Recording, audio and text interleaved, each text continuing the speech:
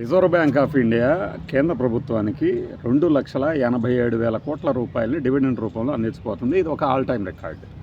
అసలు ఇంత dividend RBI కేంద్రానికి ఎందుకు ఇస్తుంది, ఎందుకు ఇవ్వాలి అంటే తన దగ్గర ఉన్న ఖర్చులు పోగా బిమల్ జలాన్ అనే ఒక కమిటీ ఏర్పాటు చేశారు.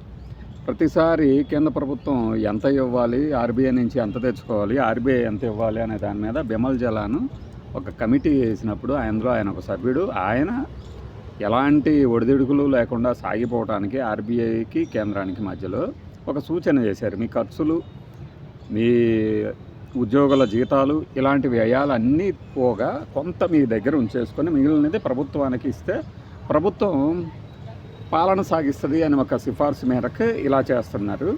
మీకు 2020లో ఎంత జరిగింది అంటే 2020లో 57,000 కోట్లగా అంచనా, ఇఫ్ ఐఎమ్ నాట్ రాంగ్. ఇంత మేర మన కేంద్ర ప్రభుత్వానికి ఆర్బీఐ డివిడెండ్ రూపంలో డబ్బులు పంపించింది. ఎలా పంపించింది? నగదు బదిలీ. దీని మీద ఎలాంటి పన్ను కట్టక్కర్లేదు. యథేచ్ఛగా కేంద్ర ప్రభుత్వం తాలూకు స్కీముల్ని అమలు చేసుకోవడానికి వాడుకోవచ్చు.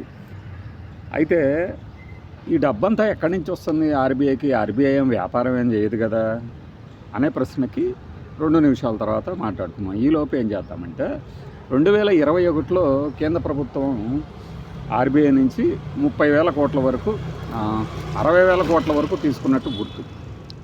అయితే 2022లో మాత్రం ఇది సడన్గా తగ్గిపోయింది. 31,000 కోట్లకే పరిమితమైనట్లుంది. ఎందుకంటే ఆ టైంలో కోవిడ్, తర్వాత సంక్షేమ పథకాల అమలు, ఇట్లాంటి వాటితో కాస్త వడ్డీ రేట్లు తగ్గటం, వీటన్నిటితో ఏంటంటే ఆర్బీఐ తక్కువే ఇచ్చింది. బట్ 2023లో మళ్ళీ 99,000 కోట్ల వరకు చేరింది ఆర్బీఐ కేంద్ర ప్రభుత్వానికి ఇచ్చిన డబ్బు డివిడెండ్ రూపంలో. 2024కి వచ్చేసరికి ఇది 2 లక్షల కోట్లు దాటిపోయింది. 2025లో ఏకంగా 2,67,000 కోట్లు ఎంతో డివిడెండ్ రూపంలో ఇచ్చింది. ఇప్పుడు రికార్డు స్థాయిలో 2,87,000 కోట్ల రూపాయలని, ఈ ఒక పదం వాడవచ్చు ఇక్కడ, అప్పనంగా అప్పగించబోతుంది కేంద్ర ప్రభుత్వానికి. సరే, ఈ గల్ఫ్ వార్ క్రైసిస్ టైంలో కేంద్ర ప్రభుత్వం మీద అదనంగా బిల్లుల రూపంలో ఎంత పడింది అంటే 1,50,000 కోట్ల వరకు ఎక్కువ ఖర్చు పెట్టాల్సి వచ్చింది అనేది ఒక అంచనా. ఇదే టైంలో బ్యాంక్ ఆఫ్ బరోడా ఒక రిపోర్ట్ బయటపెట్టింది. దాదాపు 2,10,000 కోట్లు లేదంటే 2 లక్షల కోట్లు ప్రభుత్వానికి అదనంగా వ్యయమైంది ఈ 2 నెలల్లో అని చెప్పేసి. మరి కేంద్ర ప్రభుత్వం ఏమో ఇప్పుడు ఆర్బీఐ నుంచి, అంటే రిజర్వ్ బ్యాంక్ ఆఫ్ ఇండియా నుంచి దాదాపుగా 2,90,000 కోట్లని అందుకోబోతుంది. సో ఇలా ఈ ఖర్చుని దీని ఖాతాలో వేసినా కూడా 90,000 కోట్ల రూపాయలు మిగిలినట్లే. మరి మన మీద పడే భారాన్ని ఆపేస్తుందా? లేదు, బాధుడే, ఇది దేనిదారి దాదే అంటదా అంటే ఎక్కువ శాతం దేనిదారి అదే అనేటట్లే ఉంది. ఇప్పుడు చెప్తా మీకు నేను ఎలా వస్తుంది కేంద్ర ప్రభుత్వ ఆర్బీఐకి, రిజర్వ్ బ్యాంక్కి డబ్బులు ఎక్కడి నుంచి వస్తాయి. ఆర్బీఐకి, రిజర్వ్ బ్యాంక్కి ఫారిన్ బాండ్స్ అంటే విదేశీ బాండ్లు, విదేశీ మారక ద్రవ్యం, అలానే గవర్నమెంట్ బాండ్ల మీద వచ్చే వడ్డీ, అలానే కరెన్సీ ముద్రణ, దాంతోపాటే ఇతర బ్యాంకులకు ఇచ్చే రుణాలు, వీటి ద్వారా ఆదాయం సమకూర్చుకుంటూ ఉంటుంది. RBI, reserve bank of India currency ముద్రణ, వాటి మీద కరెన్సీ ఇచ్చిన తర్వాత వాటి దగ్గర నుంచి వసూలు చేసే రుసుము అంటే ఛార్జ్, వీటి ద్వారా కొంత ఆదాయం తెచ్చుకుంటుంది.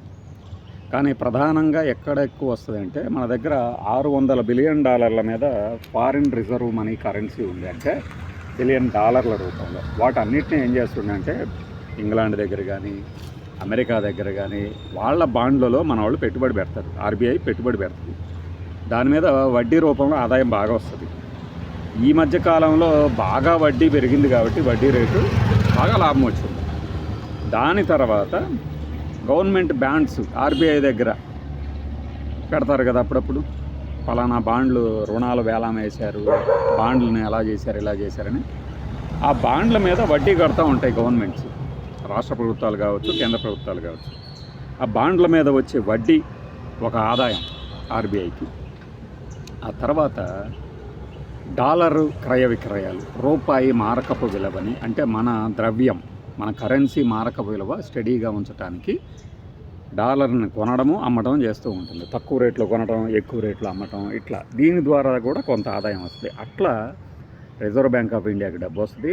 అన్నిటికన్నా కూడా తన దగ్గర ఉన్న డబ్బుని మిగిలిన బ్యాంకులకి దేశంలో ఎస్బీఐ కావచ్చు, హెచ్డిఎఫ్సి కావచ్చు, యాక్సిస్ కావచ్చు, ఇట్లా పెద్ద పెద్ద బ్యాంకులకి రుణాలుగా ఇస్తుంది.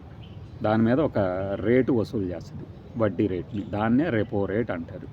అంటే బ్యాంకులకు తానిచ్చే వడ్డీ రేటు ఒకటి, ఆ బ్యాంకులు మన దగ్గర తీసుకునే వడ్డీ రేటు ఒకటి, రివర్స్ రెపో. ఇలాంటి మార్గాలలో రిజర్వ్ బ్యాంక్ ఆఫ్ ఇండియాకి డబ్బులు వస్తూ ఉంటాయి. విపరీతంగా వస్తూ ఉన్నాయి ఈ మధ్యకాలంలో. ఈ 2026 ఆర్థిక సంవత్సరం ముగిసే నాటికి, మార్చి 31 నాటికి 3 లక్షల కోట్ల పైచిలుకు ఆదాయం రిజర్వ్ బ్యాంక్ ఆఫ్ ఇండియాకి సమకూరింది. ఇందులో రిజర్వ్ బ్యాంక్ ఆఫ్ ఇండియా 5.5% నుంచి 7.5% వరకు ఉంచుకొని మిగిలిన డబ్బుని ప్రభుత్వానికి బదిలీ చేస్తుంది. అయితే ఈ పర్సంటేజ్ దేనికి మెయింటైన్ చేయాలంటే కంటింజెన్సీ ప్లాన్లు, అత్యవసర అవసరాల కోసం కొంత దాచిపెడుతుంది. అయితే ఈ దాచిపెట్టే మొత్తాన్ని మోడీ గారు వచ్చిన తర్వాత బాగా తగ్గించేస్తున్నారు. ఎమర్జెన్సీ సమయాల్లో ఆర్బీఐ ఏదైనా నిర్ణయాలు తీసుకోవాలన్నా కూడా లేకుండా చేస్తున్నారని ప్రతిపక్షాలు అయితే విమర్శిస్తూ ఉన్నాయి. ప్రస్తుతానికి ఇప్పుడు పే అవుట్ చేసే డివిడెండ్ ద్వారా చూస్తే 6.5% మాత్రమే ఉంచుకొని మిగిలిన మొత్తం పే చేస్తున్నట్లు లెక్క. 2,87,000 కోట్ల చిల్లర, మొత్తంగా దాదాపుగా 2,90,000 కోట్లు. ఆ 10,000 కోట్లు ఏముందులే అనుకుంటే 3 లక్షల కోట్లు ట్రాన్స్ఫర్ చేయబోతుంది. ఇది రిజర్వ్ బ్యాంక్ ఆఫ్ ఇండియా పనిచేసే తీరు. రిజర్వ్ బ్యాంక్ ఆఫ్ ఇండియాకి ఆదాయం అలా వస్తుంది. మరి ఈ 3 లక్షల కోట్లని ప్రభుత్వం ఎలా ఖర్చు పెట్టబోతుంది అనేది బయటికేమి చెప్పరు. ఆర్టీఐ యాక్ట్ ద్వారా ఏదన్నా అప్లై చేస్తే తెలుస్తుందేమో కానీ ఈ 3 లక్షల కోట్లని సేమ్ మళ్ళీ ఏదన్నా పెట్టుబడి, ఉత్పాదక, అంటే మనం ఇప్పుడు పెట్టే పెట్టుబడి మీద ఆదాయం కొన్ని సంవత్సరాల తర్వాత రావచ్చు. క్యాపిటల్ ఇన్ఫ్యూజన్కి కానీ, మౌలిక సదుపాయాల వసతుల కల్పనకు కానీ, లేకపోతే స్ట్రాటజిక్ ఆయిల్ రిజర్వుల కోసం కానీ, అంటే ఇప్పుడు ప్రస్తుతం నడుస్తుంది గల్ఫ్ సంక్షోభం కాబట్టి ఈ కోణంలో ఆలోచిస్తుందా, లేదంటే పేద మధ్యతరగతి వర్గాల మీద భారీగా వ్యయం పెరుగుతుంది కాబట్టి ఇన్విటబుల్గా వాటికి ఈ సంక్షేమ పథకాల కింద ఏదన్నా అమలు చేయబోతుందా, లేదంటే పెట్రోలు డీజిల్కి సంబంధించి ఇకపై పెంచకుండా ఆ భారాన్ని పెట్రోలియం కంపెనీలకి, ఆయిల్ మార్కెటింగ్ కంపెనీలకి ఏదన్నా ట్రాన్స్ఫర్ చేస్తుందా అనేది చూడాల్సి ఉంటుంది. ఈ లెక్కలు వెంటనే అయితే బయటికి రావు. కొన్నేళ్ల తర్వాత సమయానుకూలంగా కొన్ని నివేదికల రూపంలో కూడా బయటికి రావచ్చు. But reserve bank of India ఇంత పెద్ద మొత్తంగా కేంద్రానికి, పైగా ఇది ఊహించిందే కేంద్ర ప్రభుత్వం, బడ్జెట్లోనే పెట్టింది ఆర్బీఐ నుంచి ఇంత డివిడెండ్ రాబోతుంది అని. కాబట్టి సో మానిటరీ చర్యలు అంటారు. ఈ చర్యల రూపంలో ఆర్బీఐ చేసినటువంటి ఈ డివిడెండ్ బదిలీ అనేది కేంద్ర ప్రభుత్వానికి చాలా ఉపయోగకరం. తన స్కీములు, అలానే రాష్ట్రాలకు ఏదన్నా ఇతోధికంగా సాయం చేయాలన్నా, ఇంకా దాని విచక్షణను బట్టి ఫైనాన్స్ మినిస్ట్రీ కానీ, కేంద్ర ప్రభుత్వం కానీ కొన్ని నిర్ణయాలు తీసుకునే అవకాశం ఉంటుంది. రాబోయే రోజుల్లో ఏం జరుగుతుందనేది చూద్దాం.